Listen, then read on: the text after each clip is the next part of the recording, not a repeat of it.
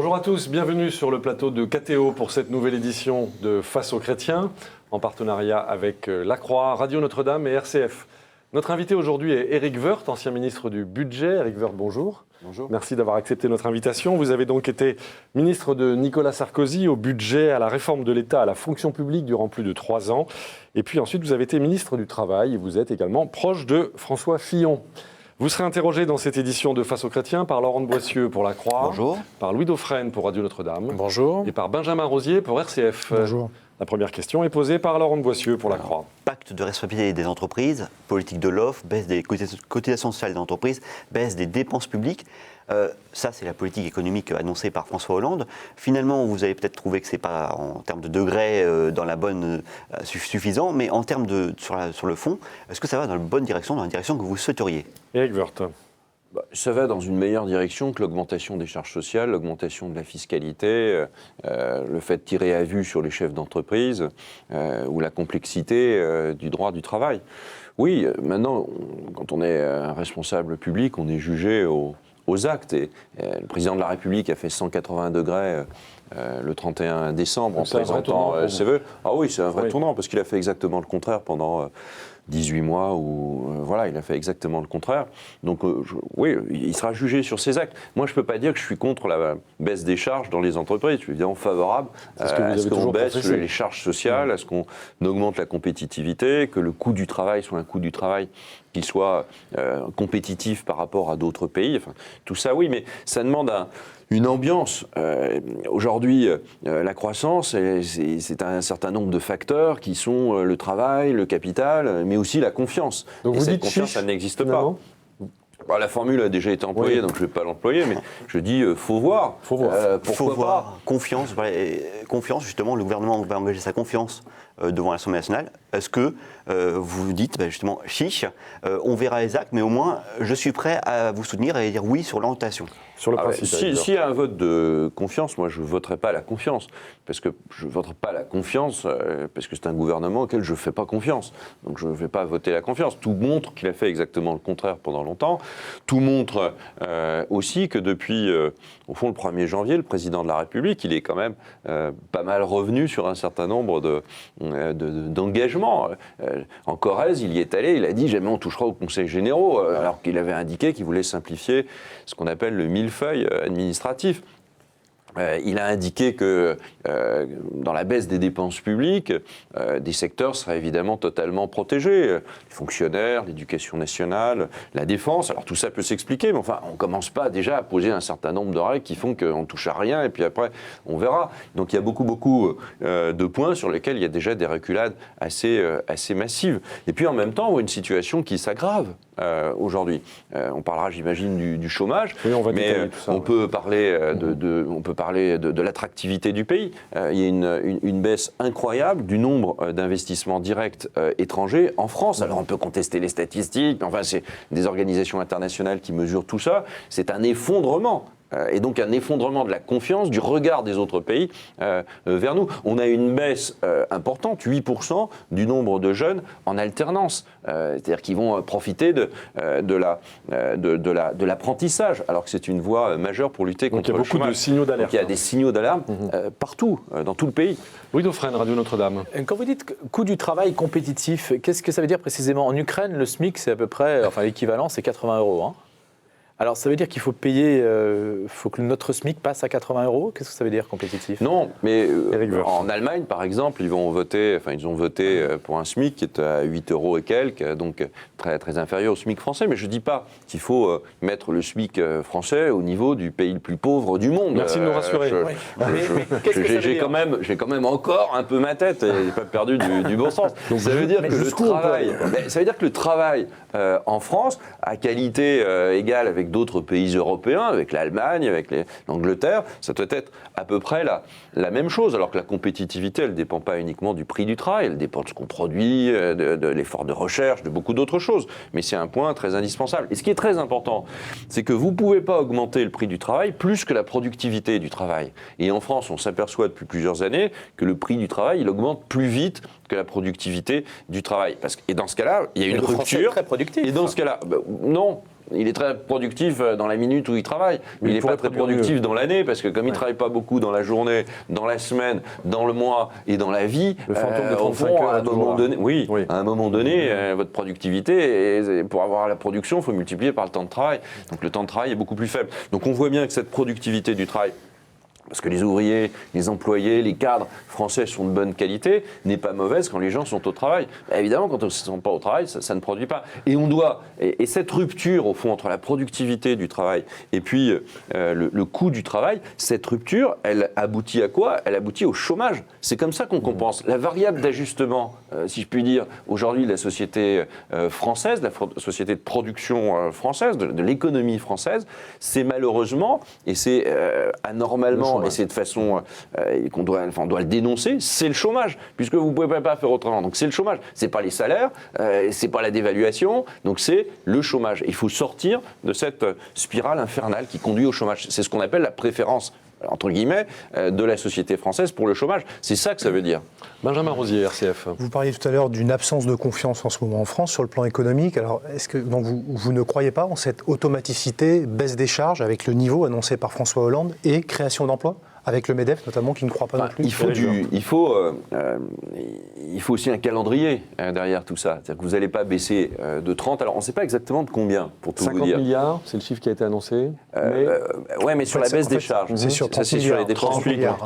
Sur la baisse des charges, on ne sait pas exactement si c'est 30, 31, 35. Le président a dit 35 au départ, puis on est venu à 31, puis c'est 30, on ne sait plus très bien exactement. Alors admettons que ce soit 30. C'est 30, c'est 20 plus 10. 20 déjà annoncé, qui est ce qu'ils appellent le crédit d'impôt compétitivité, donc le CICE, plus 10. Donc ce qu'a annoncé le président de la République le 31 décembre, ou dans son pacte de productivité, dans sa conférence de responsabilité et dans sa conférence de presse, c'est 10. Puisque 20 avait déjà été annoncé. Donc c'est 10 milliards de baisse du coût du travail par rapport à ce qui avait déjà été annoncé. Il faut admettre que c'est assez faible. 10 milliards, c'est pas suffisant. C'est assez faible. Le moins qu'on puisse dire, c'est que vous ne changez pas la compétitivité d'un pays au travers de 10, même au travers de 30. C'est un bon chemin, c'est ce qu'il faut faire, mais il faut aller évidemment plus loin. Pour faire plus loin, pour aller plus loin, évidemment, en face de ces charges, de ces cotisations sociales, il y a des dépenses sociales. Et d'ailleurs, entre nous, les cotisations sociales, si on regarde avec beaucoup de bon sens, elles ne sont pas assez importantes. Vu que les comptes sociaux sont déficitaires. Alors vous les pensez comptes qu'il faut sociaux sont augmenter les déficitaires. Non, je n'ai pas dit ça.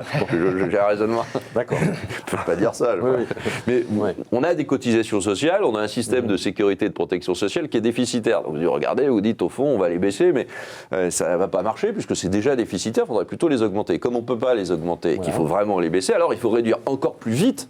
Alors, faut-il réduire le taux de protection ? Les dépenses publiques. Et les dépenses publiques à 50 milliards, il n'y a pas l'ombre du début d'une orientation présentée par le gouvernement pour réduire les dépenses publiques. Alors ce serait quoi les actes pour arriver à ces 50 milliards d'ici à 2017? Est-ce qu'il faut diminuer, moduler la protection sociale, par exemple ?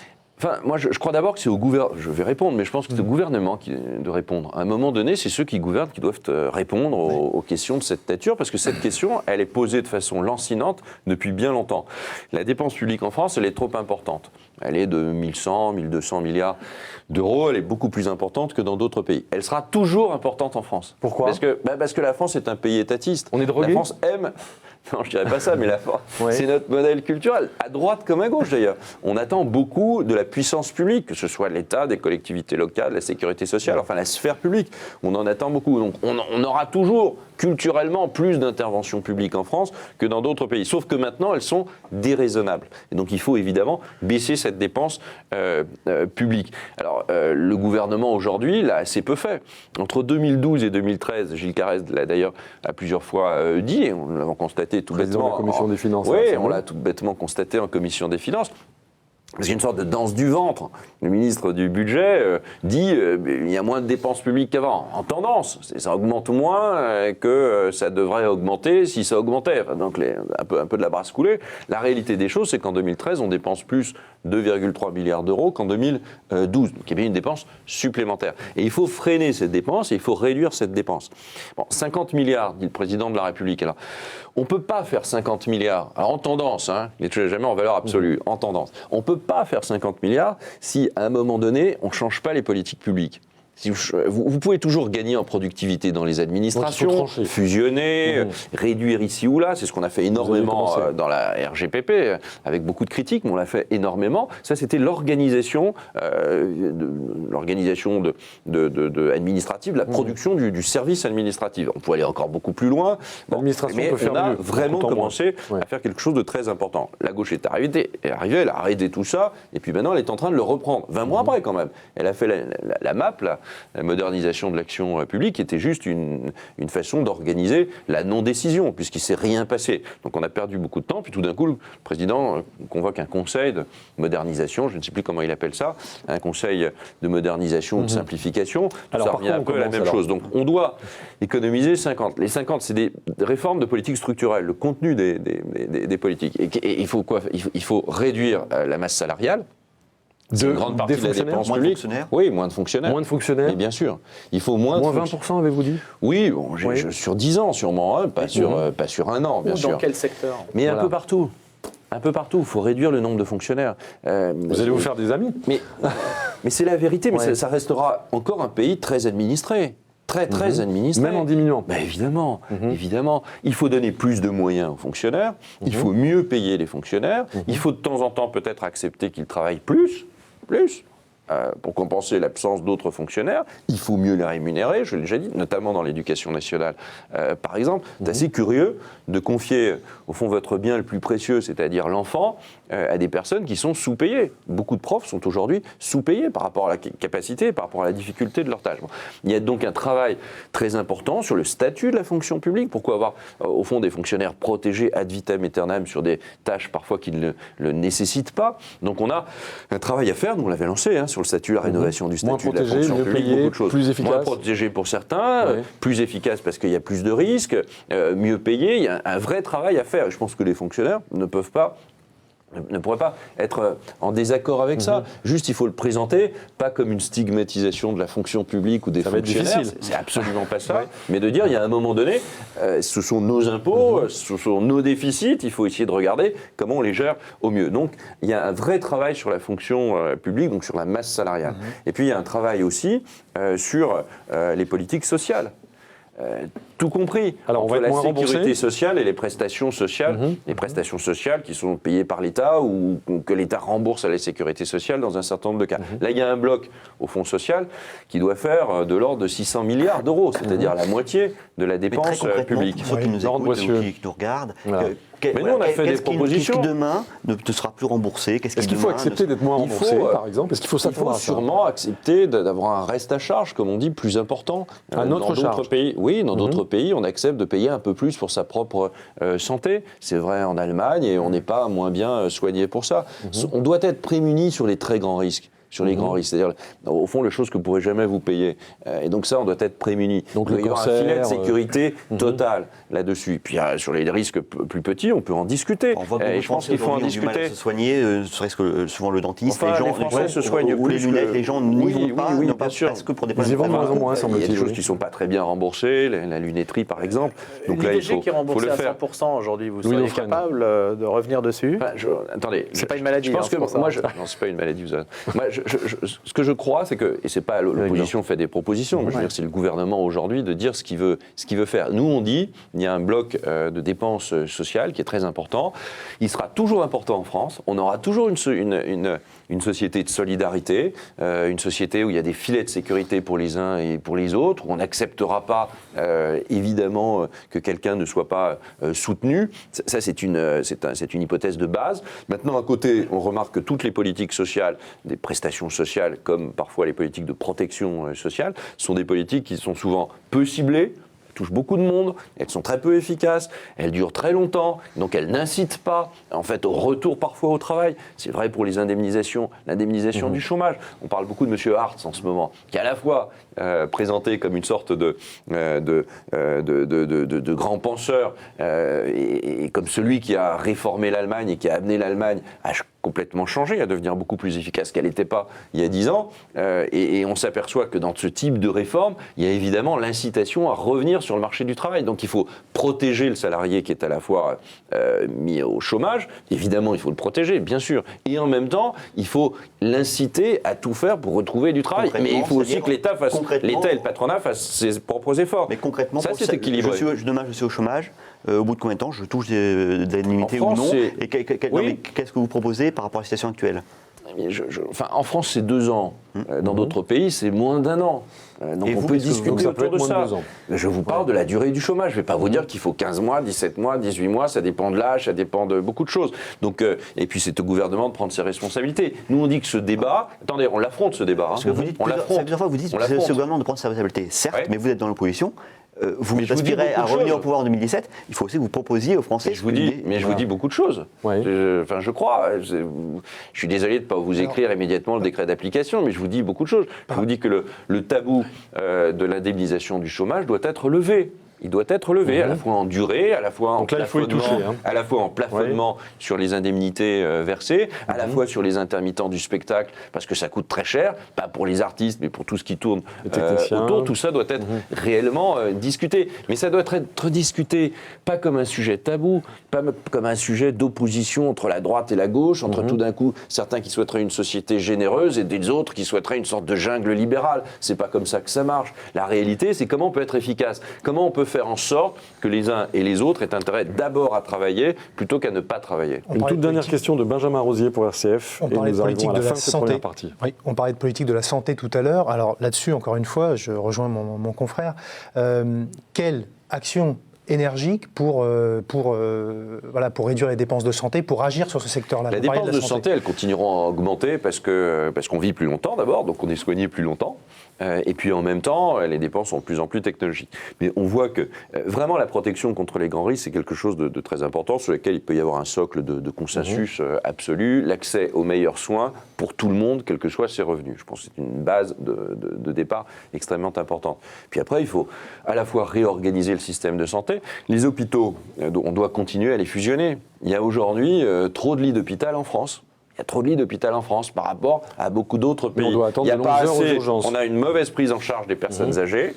À la fois, on est mal organisé dans les urgences parce que la permanence des soins n'est pas suffisamment organisée dans la médecine de ville. Voilà. On a des hôpitaux qui sont donc parfois surchargés alors que les autres lits sont vides. Donc on doit vraiment réorganiser l'hôpital parce que c'est un élément très lourd et donc très coûteux qui doit être organisé au mieux. On a commencé, on l'a fait, et le moins qu'on puisse dire, c'est que c'était pas très populaire. On a fusionné des hôpitaux, évidemment, ça soulève. Ça s'est mal passé. Ça soulève à chaque fois beaucoup de questions. Tout ça, c'est des questions très très sensibles. En fait, si on change rien, c'est sûr qu'on va se regarder vieillir, et puis on va regarder tous les autres pays passer devant nous, et puis il se passera rien. Et puis voilà. Puis il y aura 3, 4, 5 millions, 6 millions de chômeurs, et on s'en satisfera. Donc il faut changer. C'est pas comme ça qu'il faut faire. Il faut changer raisonnablement, mais vite.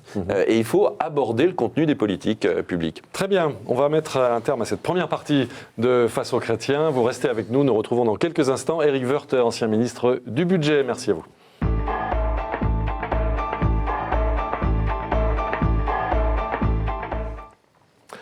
Retour sur le plateau de KTO pour Face aux chrétiens. Notre invité aujourd'hui est Éric Woerth, député UMP de l'Oise, ancien ministre du Budget.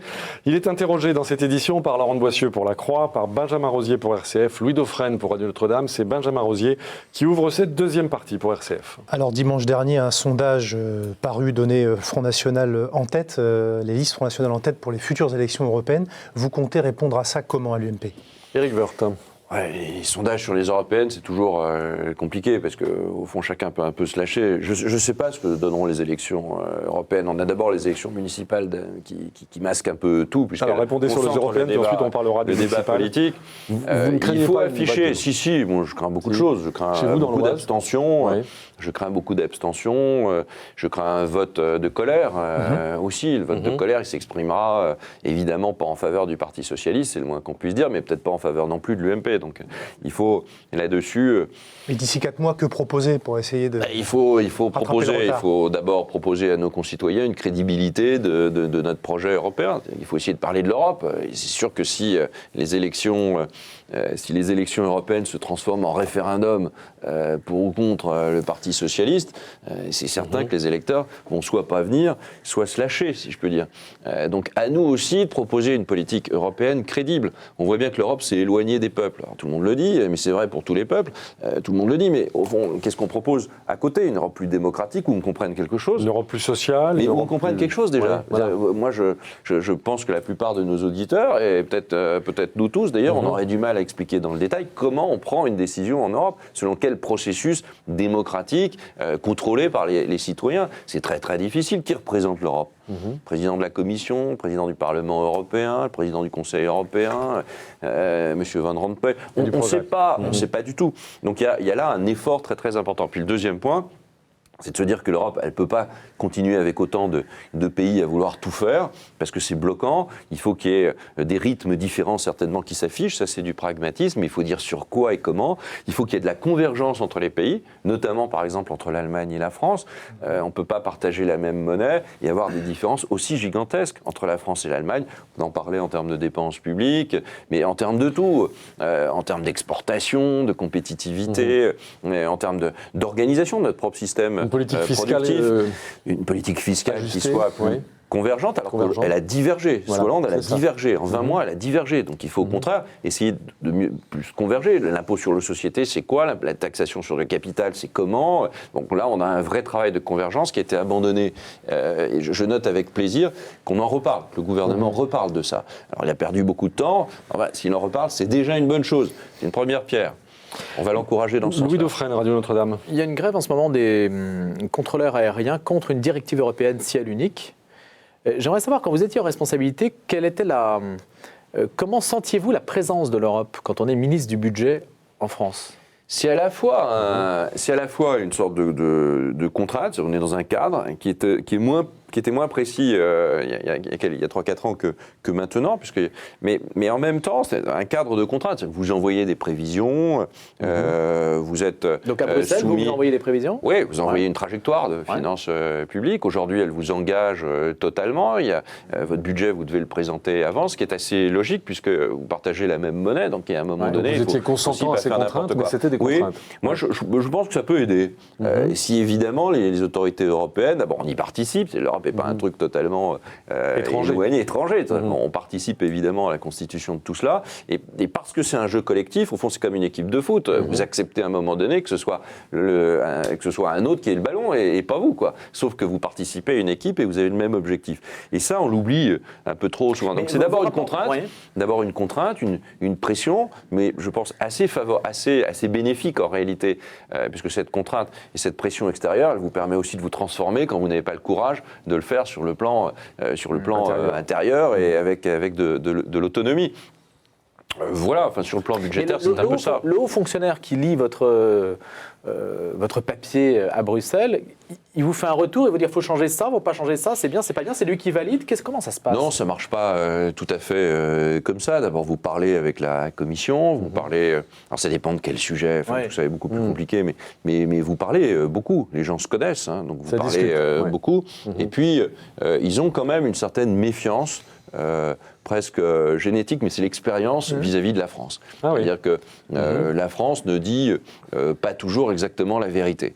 Elle laisse entendre, et puis au fond, elle ne le fait pas. C'est comme souvent les lois, il y a plein de systèmes d'exemption ou d'exonération, ça vaut pour tous, sauf pour moi. Et on a l'impression que la France, de temps en temps, elle dit je rentre dans le moule, enfin excusez-moi, le moule, je ne pourrais pas totalement le respecter. Et d'ailleurs, c'était le cas, puisque Hollande a demandé que les 3% qu'il avait affichés l'année dernière, pas il y a 10 ans, à cette époque, en termes de déficit public, il a demandé 2 ans de plus. Et puis là, il y a de nouveau la petite musique qui dit on n'arrive pas à respecter nos déficits. Au lieu de faire les 3 qu'on avait prévus, on va faire 4,2 ou 4,3. C'est ça la réalité, c'est énorme, 1,2 ou 1,3% de richesse nationale. Et bien peut-être faut-il un peu desserrer le garrot. Et parfois d'ailleurs, le message du président Hollande du 1er janvier est un message qui s'adresse aussi aux autorités européennes, qui leur dit aussi, au fond, vous voyez, on est sur la bonne piste, on va faire 50 milliards, personne ne sait exactement comment, mais on va faire 50 milliards, donc laissez-nous un peu de temps pour faire ça. Alors que les autres pays vont beaucoup plus vite que nous. Parce que si on se regarde tout seul, on peut déjà être assez inquiet. Mais si on se compare, on l'est encore plus.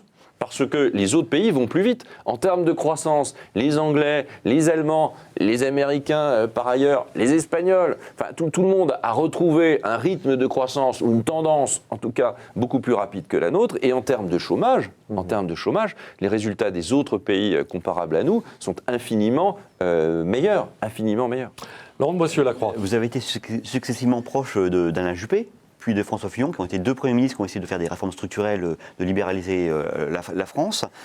Aujourd'hui, Alain Juppé est dans les sondages et a une bonne cote d'opinion, bien meilleure que lorsqu'il était à Matignon. Qu'est-ce que ça vous inspire? Et est-ce que Alain Juppé peut être aujourd'hui un recours, ou est-ce que pour vous, c'est clair que l'avenir pour la droite française pour 2017, c'est François Fillon? Je pense qu'il y a trois candidats, enfin, puisque c'est votre question, je vais répondre sans détour, et ça ne vaut pas humiliation pour les autres, que j'aime beaucoup par ailleurs et qui ont plein de talent, mais je pense qu'il y a trois candidats qui sortent du lot éventuellement pour 2017, pour représenter, donc je pense, une politique plus courageuse et plus efficace pour le pays. C'est Alain Juppé, bien sûr, qui est redevenu populaire. Comme quoi tout peut arriver en politique. Oui, on se souvient en 95, très impopulaire, mais parce qu'il y avait des décisions très courageuses. Au fond, mais la société s'est bloquée immédiatement, même pas sur un texte, uniquement sur des intentions. Donc vous voyez qu'il faut être à la fois, pour être réformateur, il faut quand même être à la fois extrêmement courageux et puis en même temps employer beaucoup de concertation. Et puis François Fillon, évidemment. François Fillon parle de la France mieux que la plupart des autres hommes politiques de ce pays. Il incarne un courant politique fort, et puis bien sûr Nicolas Sarkozy. Non, mais j'ai pas classé, j'ai pas donné une médaille d'or, une médaille d'argent. Les primaires, il faut y aller ou pas alors? Comment? Les primaires. Les primaires, il faut y aller. Oui, les primaires, il faut les organiser. Et puis après, on verra si on s'en sert. Il faut les organiser. Si elles ne sont pas organisées, il n'y aura pas de primaire. Donc il faut évidemment les organiser. Il faut essayer d'éviter que ça pollue le fonctionnement de l'opposition pendant 3 ans. Parce que dans ce cas-là, on est moins efficace dans nos propositions, on est moins collectif, puisqu'on est un peu séparés. Donc il faut veiller à ce que ça ne pollue pas la qualité de l'expression de l'opposition et la densité de l'expression de l'opposition. C'est quand même un peu le cas aujourd'hui. Et puis, si jamais un homme ou une femme commence à faire un peu plus l'unanimité que les autres dans l'opinion publique à un moment donné, il faut se reposer la question. Quel que soit le résultat des primaires? Et dans ce cas-là, vous les faites pas. Donc vous dites qu'il faut les faire. Je pense qu'il faut rester assez pragmatique sur ce genre de sujet. Il faut qu'il y ait un processus de sélection organisé. Si à un moment donné, notre parti politique, l'opinion publique, l'ensemble de l'atmosphère politique du moment dit en réalité c'est pas nécessaire, on peut se passer de cette étape. Je pense qu'aujourd'hui, cette étape est nécessaire. Aujourd'hui, elle est nécessaire. Benjamin Demain, Rosier, je ne sais pas. Et puis Louis Dauphren. Benjamin Rosier, RCF. Le retour d'un Nicolas Sarkozy semble de plus en plus tangible. Il en pense quoi, François Fillon? Il vous en parle un peu? Non, mais François, je pense qu'il doit être consacré totalement à creuser son propre sillon. Il ne faut pas regarder ce que font un tel ou un tel. Chacun doit creuser son sillon, amener ses idées, et en même temps, c'est ça qui est difficile, donner le sentiment qu'il joue collectif. C'est très compliqué à la fois de préparer une candidature à l'élection présidentielle, qui par principe est une candidature individuelle, personnelle, et puis en même temps d'avoir le jeu collectif. Et d'ailleurs, les gens nous disent souvent, on ne vous entend pas. Ils disent de l'opposition, ils disent de l'UMP, on ne vous entend pas. Alors que beaucoup parlent. Je suis en train de parler. Et beaucoup parlent tout le temps, et plutôt bien. Non, pas trop, plutôt bien. Les Bruno Le Maire, les Jean-François Copé, les François Fillon, les Alain Juppé, tout le monde parle. Mais en réalité, on manque de collectif, tout le monde le sait. Il y a un diagnostic qui a été fait. Voilà, il faut essayer d'y remédier, et je pense qu'on doit y arriver. Sur ce retour Nicolas Sarkozy, je trouve que quand même François Fillon l'entend peu. Les autres, ils font des allusions, etc. Mais François Fillon peut. Je voulais dire quoi par là? C'est-à-dire un commentaire sur ce possible retour de Nicolas Sarkozy, qu'il participe ou pas à une primaire d'ailleurs, parce que ça, Moi, je crois que François Fillon était clair vis-à-vis de Nicolas Sarkozy. Il a indiqué que François Fillon, lui, il voulait y aller, qu'il n'attendait pas la décision de Nicolas Sarkozy. Il l'a dit. Voilà, c'est son choix à lui, qui creuse son sillon, que Alain Juppé creuse son sillon. Mais c'est des sillons qui doivent à un moment donné se rejoindre. C'est ça qui est compliqué, parce qu'en général, un sillon, ça ne se rejoint pas. Justement, si le champ est bien labouré, Louis Dauphren voulait prendre il faut en même temps que ça se rejoigne. Moi, je ferai partie des gens qui essaieront de faire en sorte, je ne suis pas candidat à la primaire, donc j'essaierai de faire en sorte qu'il y ait un peu plus de collectifs là-dedans. Je ne suis pas dans un clan, je ne suis pas dans une équipe définitive. Moi, ce que je souhaite, c'est que les idées qu'on professe ensemble, elles soient la France de demain. Donc, vous n'êtes pas filloniste. Louis Dauphren. Si, j'aime beaucoup François Fillon et je l'aiderai.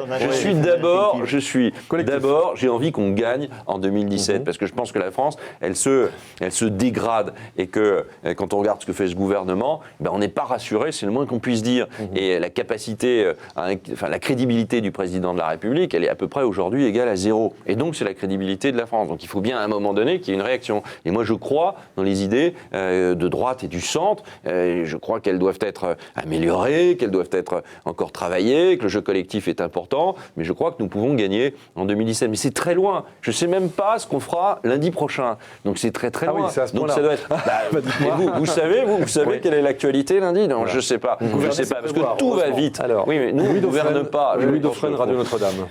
Vous voyez Nicolas Sarkozy se conformer au jeu des primaires, parce qu'on pense plutôt que s'il revient, il va dynamiter l'UMP. Faire quelque chose de différent. Je sais pas. D'abord, moi, je tiens à l'UMP. Je pense que c'était difficile de la construire.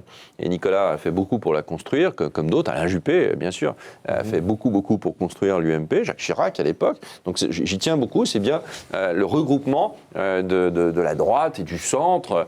Et ça, c'est très, très important de pouvoir conserver cela. C'est beaucoup plus difficile, de rassembler que de jouer sa petite partition. Votre petit violon, vous jouez votre petite musique. Plus compliqué de jouer avec d'autres. C'est beaucoup plus difficile. Donc il faut qu'on continue à jouer collectif. Puis on verra. Je ne sais pas ce que fera Nicolas Sarkozy. C'est des questions que vous lui poserez lorsque vous le recevrez. Mais moi, je le vois régulièrement, comme d'autres voient régulièrement Nicolas Sarkozy. Il est plein d'énergie, il a plein d'idées. On verra. C'est à lui, à un moment donné, de répondre à ce type de questions. Et il va vous dire chouette, je vais participer aux primaires, etc. Mais on verra. Déjà, l'UMP, elle a, à mon avis, une mission, c'est d'organiser, de se tenir prête à organiser les élections primaires. Et puis, s'il y a des élections primaires, aujourd'hui, il y a 90 chances sur 100 pour qu'il y ait des élections primaires. Mais si le pays va moins bien, encore moins bien, si François Hollande continue à déraper, à nier la réalité, si le gouvernement reste aussi peu professionnel qu'il ne l'est, il y a un moment donné, il faudra dire stop. Et je ne suis pas sûr que ce sera vraiment très bon que l'opposition se regarde le nombril, se chamaille. Donc il y aura un sursaut, un besoin d'unité de l'opposition. Mais des primaires sans Sarkozy, vous les voyez? Des primaires sans Sarkozy, c'est possible? Enfin, tous les candidats, tous ceux qui devront être... Enfin, s'il y a des primaires, elles devront concerner absolument tous les candidats qui pourront être candidats. Si quelqu'un ne l'est pas, ça posera la question des primaires. Justement, vous vous rappelez la création de l'UMP, notamment par Alain Juppé sous l'impulsion de Jacques Chirac. Est-ce que vraiment l'UMP, encore aujourd'hui, remplit son rôle de rassembler toute la droite et le centre droit? Quand on voit la création alternative UDI-MoDem, finalement, est-ce que ça ne signifie pas que l'objectif de l'UMP, c'est un échec, parce qu'on retrouve une droite avec deux piliers, comme autrefois le RPR-UDF, entre l'UMP et puis l'UDI-MoDem de l'autre côté. Et est-ce que, question subsidiaire, est-ce que s'il y a un candidat UDI-MoDem, il doit participer à cette primaire de la droite? Éric Woerth. Oui, moi je trouverais ça bien qu'il participe à cette primaire de la droite, que ce ne soit pas uniquement une primaire d'un candidat issu des rangs de l'UMP. S'il y a une primaire, il faut qu'elle soit la plus large possible. Je ne sais pas si c'est possible psychologiquement, techniquement, politiquement. Vous savez, la politique, c'est beaucoup de l'âme humaine. C'est une sorte de loupe posée sur la vie, avec ce qu'elle a de meilleur et ce qu'elle a de pire. Donc je ne sais pas. Tout ce que je sais, c'est que ces primaires, elles n'ont d'intérêt que si elles règlent la question. Si elles ne règlent pas la question, il ne faut pas les organiser. Mais comme on ne le sait pas aujourd'hui, il faut tout faire pour les organiser correctement. Je n'ai pas d'autre chose à dire. Et l'UMP n'a pas échoué. L'UMP, il y a beaucoup de centristes à l'intérieur de l'UMP, et heureusement, comme il y a beaucoup de gens qui pensent d'autres choses. Il y a une droite plus forte, une droite moins forte, il y a à peu près toutes les catégories d'idées et de projets autour de l'UMP, mais qui fait qu'un seul rassemblement de partis. Jean-Pierre Raffarin, il est à l'UMP, et plein d'autres, Marc Laffineur et plein d'autres. Une toute dernière question, le Front National ne vous fait pas peur, ne va pas sur vos terres? Non, le Front National, il ne doit pas faire peur. D'abord, on doit avoir peur de rien dans ce domaine-là. Il faut juste ne pas avoir peur de ses propres convictions. Il ne faut pas avoir peur non plus de la politique qu'on a envie de mener. Je ne crois pas qu'on gagnera les élections sur un programme qui dit tout va bien, rassurez-vous, ou vous inquiétez pas. C'est les autres qui feront des efforts. François Hollande, il a été élu sur un programme qui était de dire vous inquiétez pas, les autres vont faire un effort, et c'est ça qui sortira le pays. Très bien. Enfin, en réalité, on s'aperçoit que c'est tout le monde. Bon. Et donc, évidemment, ça crée une rupture absolument totale. Le programme de celui qui incarnera l'opposition à ce moment-là, ça devrait être un programme courageux, un programme fort, inspiré de ce que dit l'UMP aujourd'hui, mais évidemment pas avec une vision comptable de la société, mais avec une vision républicaine, avec une vision ouverte de notre société française, partout dans le monde et en Europe, mais en même temps avec des objectifs très clairs d'efforts qu'il faut réaliser. S'il faut réformer l'assurance maladie, s'il faut réformer la politique du logement, qui est une politique incroyable, on met beaucoup d'argent dans le logement et on n'a pas accès au logement. Donc il y a un vrai problème. Donc si on dit tout ça et si on dit ce qu'on met à côté comme solution, alors à ce moment-là, la personne, elle pourra être élue parce qu'elle pourra aussi engager la réalisation de son programme. Très Il y a bien. une ambiguïté chez Hollande. Hollande, il a dit des choses, il fait le contraire. Donc ça ne marche pas. Il est élu, mais après, c'est 50 désastres. Donc il vaut mieux être élu sur un programme difficile. C'est plus difficile d'être élu comme ça, mais je pense que la population française aujourd'hui a beaucoup mûri sur le sujet. On peut dire la vérité totale et dire quelle politique on met en face, même si ça ne fait pas toujours plaisir, et puis être élu là-dessus. Et à ce moment-là, vous avez la possibilité de réellement réformer notre pays. Très Pour bien, nous l'intérêt avons général. marqué une deuxième pause dans cette édition de Face aux chrétiens. Nous nous retrouvons dans quelques instants avec notre invité Éric Woerth, député UMP de l'Oise, ancien ministre du Budget. À tout de suite.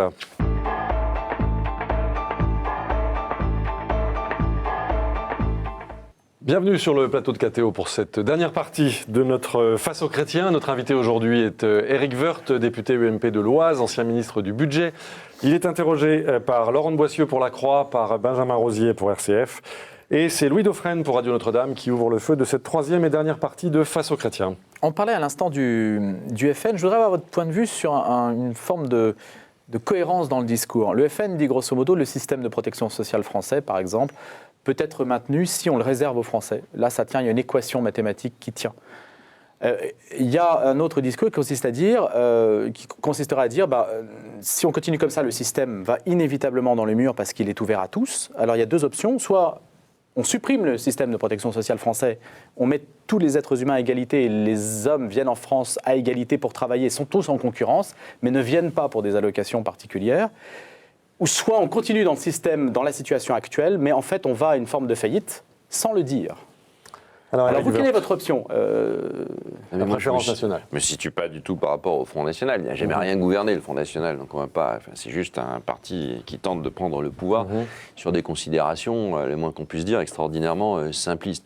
Donc la question du système social, elle n'est pas de savoir s'il y a des étrangers, pas des étrangers, etc. Elle est de savoir quel type de politique sociale on veut mener et on applique ces politiques sociales. Mais on a déjà réagi à pas mal de choses. Par exemple, la CMU, il faut évidemment mieux la contrôler. La lutte contre les fraudes. Le président, tout d'un coup, découvre qu'il y a des fraudes, parce qu'avant, on nous accusait. Avant, il faut voir l'Assemblée. Nous avons lancé, le président Sarkozy et moi, avons lancé des luttes majeures contre les fraudes. Fraude fiscale, fraude sociale. Qu'est-ce qu'on nous a pas dit Mais ça, là, je remarque qu'ils font la même chose. Ils essaient de faire la même chose. Eh bien, tant mieux. Encore une fois, ils ouvrent les yeux. Il y a une lucidité, il y a une sorte de réveil, et tout d'un coup, tant mieux. Mais en même temps, que par exemple, sur la CMU, il faut faire des choses.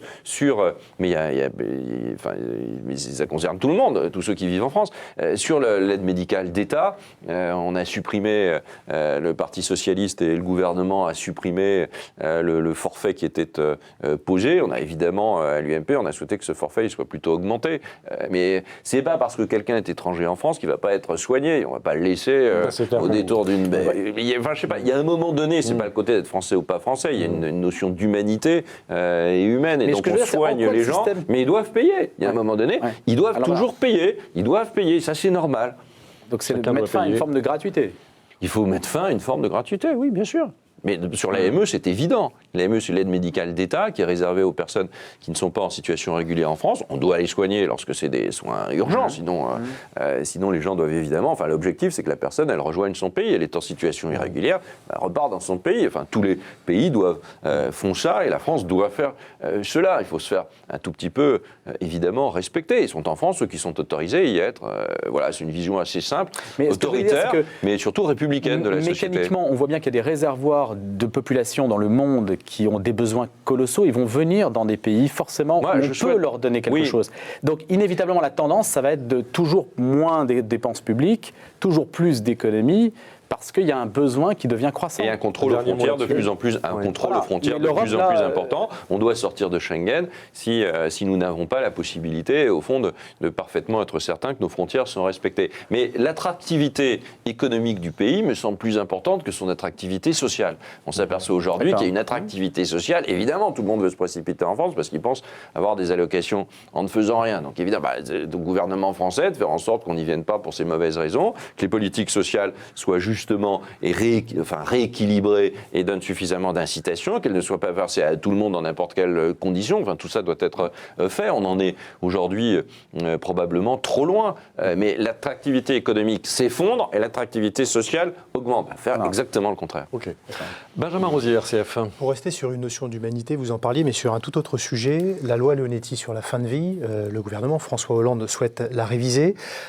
S'il va y avoir un ajustement à cette loi Leonetti, quel serait-il selon vous ? Éric Woerth. Je pense qu'il faut...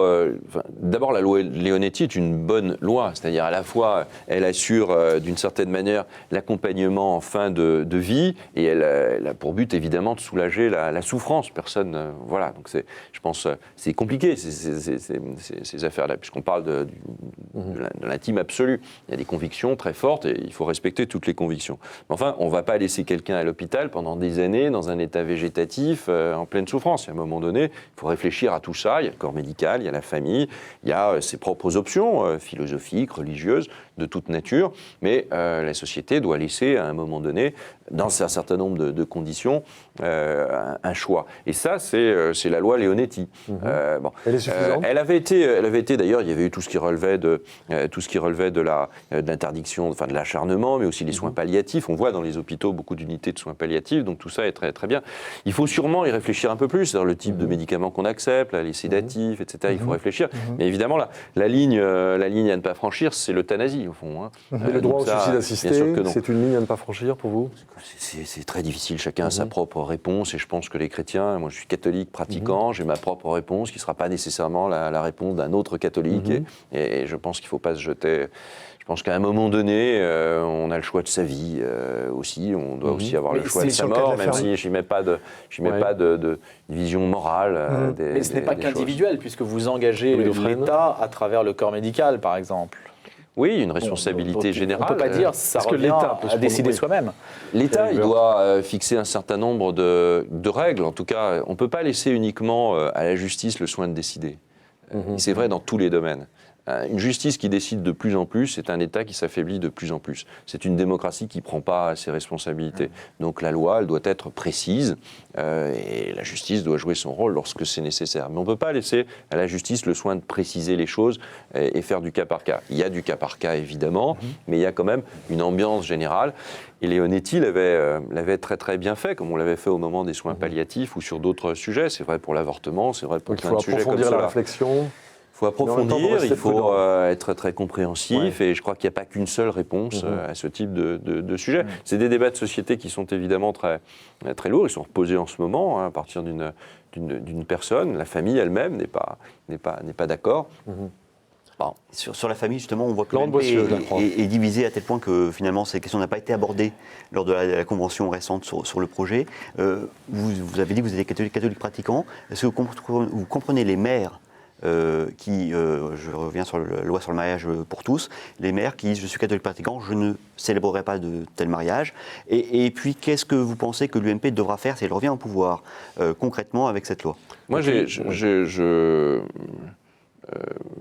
je suis contre cette loi. J'ai voté contre, non pas trop d'ailleurs sur l'affaire du mariage en lui-même, entre deux adultes, mais contre, comme l'a d'ailleurs assez bien expliqué l'UMP, contre les répercussions sur l'enfant.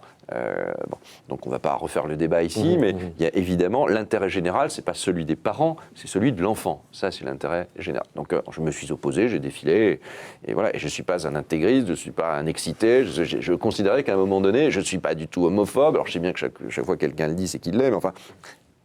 Franchement, je suis extrêmement éloigné de tout ça. Je respecte parfaitement l'homosexualité. Je respecte aussi l'hétérosexualité, d'ailleurs. Donc cette loi a été votée. À partir de ce moment-là, elle a été votée, mais on entretient beaucoup de confusion. Madame Bertinotti, qui est ministre de la Famille, qui s'exprimait récemment sur une autre chaîne d'info ou de radio, elle a été très confuse sur la PMA. Très confuse. C'est extraordinairement laborieux et très confus, très inquiétant d'ailleurs. Il y a une loi sur la famille, je ne sais pas trop ce qu'on va y mettre d'ailleurs, parce qu'il y a des lois sur la famille tout le temps. À un moment donné, peut-être laisser les familles tranquilles, comme il faut laisser les entreprises tranquilles. Enfin, s'il y a une loi sur la famille, le problème de la PMA, comme elle s'y était engagée d'ailleurs, doit y être, puisqu'elle avait dit qu'elle y serait. Finalement, elle dit non, elle n'y est pas, mais il peut y avoir des amendements parlementaires. Que fait le gouvernement dans ce cas-là? Attendez, Donc, la question il y a de Laurent beaucoup de confusion. Enfin, moi, j'accepte de marier des personnes homosexuelles. Je ne l'ai pas fait encore parce que la question ne s'est pas posée. C'est pas parce que j'étais contre cette loi, mais à partir du moment où je suis maire, représentant de l'État, et qu'il n'y a pas eu la possibilité d'avoir une sorte de clause de conscience, j'applique la loi. C'est tout. Je suis contre cette loi, mais j'applique la loi. Je peux être contre l'idée qu'il faut limiter la vitesse à 70 km/h sur le périphérique, et bien c'est pas pour ça que je vais rouler à 80 ou à 100. Je vais l'appliquer et après je vais la combattre. Et donc, une éventuelle abrogation, alors ? Je pense que c'est une question... on doit, nous, être responsables.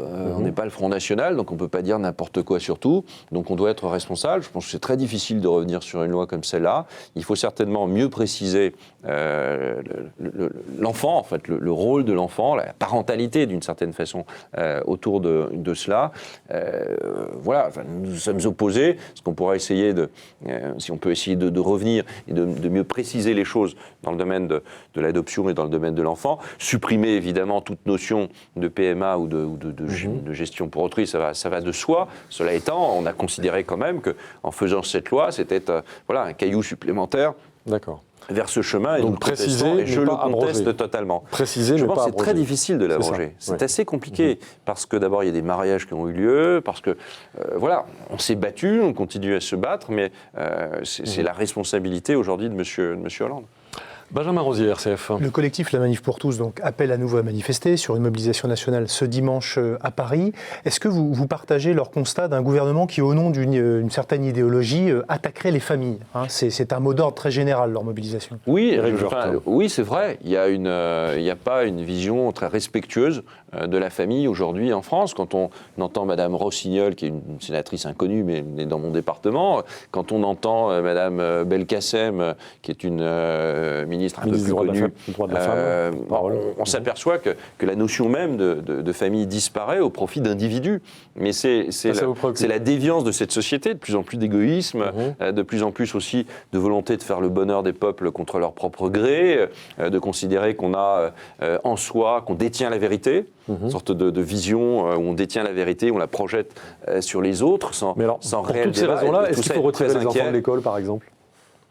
Les enfants de l'école. Ces derniers jours, un certain nombre de parents. Il y a eu des rumeurs, sur la théorie du genre, il y a eu des rumeurs que l'État a laissé prospérer. De Madame Belkacem à Monsieur Payon, en passant par plein d'autres. Ils ont laissé prospérer cette idée que cette théorie totalement fumeuse et extrêmement dangereuse puisse au fond, imprégner un certain nombre de décisions publiques. On avait le sentiment qu'au fond, ça allait rentrer dans l'éducation nationale au travers des manuels scolaires ou au travers de systèmes pédagogiques qu'on demande de faire aux enseignants. Monsieur Payon, dont acte, dit non, pas du tout. Dit, on va demander demandé acte de aux ça. enseignants Oui. de parler de l'égalité entre les hommes et les femmes. Évidemment, tout le monde est pour l'égalité homme-femme. Enfin, d'ailleurs, on a pris plein de lois qui est contre l'inégalité. Par contre, on est contre l'idée que l'on efface ou que l'on tente d'effacer à un moment donné la différence sexuelle. C'est une différence qui fait fonctionner le monde depuis toujours. Mais c'est pas un jugement de valeur. C'est comme ça. Et puis après, il y a l'acquis, l'inné, qui sont de grandes questions. Une partie de vous-même, c'est la culture qui vous environne, puis c'est aussi votre façon d'être. Mais il faut que l'État soit extrêmement précis. Ce qu'on peut reprocher aujourd'hui au gouvernement, entre autres en dehors de sa politique économique et sociale, c'est qu'il laisse aller des débats de société dans tous les sens et qu'il met en colère. Je suis contre une expression violente de la colère et je suis contre tous les intégrismes et de gauche comme de droite. Mais en même temps, au gouvernement de fixer le là. On a l'impression qu'on peut tout faire, tout dire, qu'il n'y a plus de règles en société et que seul l'individu prime. Il n'y a pas un individu qui doit primer, c'est l'intérêt général qui doit primer et l'intérêt général, il rejoint toujours à un moment donné, peut-être pas immédiatement, mais au moins à moyen terme, il rejoint toujours les intérêts des uns et des autres et les intérêts de chacun.